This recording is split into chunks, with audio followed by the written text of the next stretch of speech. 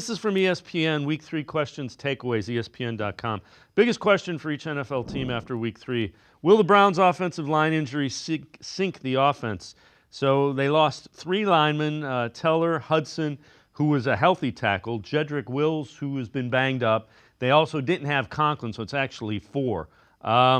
Describe the game in 2 words. Total disappointment. Browns entered the matchup near touchdown favorites, but were down 14 at half, despite recovering a fumble on the opening kickoff and scoring on the next play.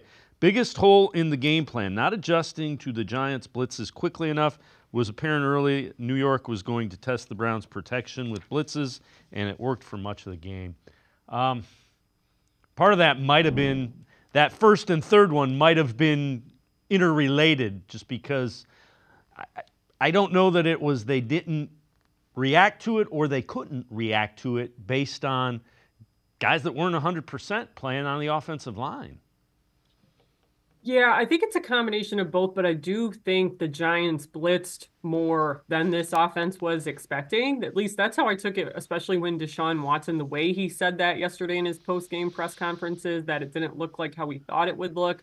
So it might have been some of these mistakes were happening because, hey, your line's not at full strength. But I don't know, too, because it was like to me yesterday, once they had to shuffle that line, it almost felt like that was the best it looked. Like most of Deshaun Watson's sacks in this game came before that happened. So I don't know if it was just like adrenaline kicking in because they were in a really tough spot or what, but it was tough. I mean, Joel Bitonio at left tackle was like the best look I think they got there in this game, and that's saying something. So it's really hard, I think, for your quarterback to operate when there's not a ton of good things happening at that left tackle spot, and you have guys going in and out, and you're constantly having to rotate guys this early in the season. And then your starting left tackle comes back. He still doesn't look really right after rehabbing his injury, and then he gets hurt again. And now, who knows how long Jed Wills may have to be out again. We didn't get an update on him today.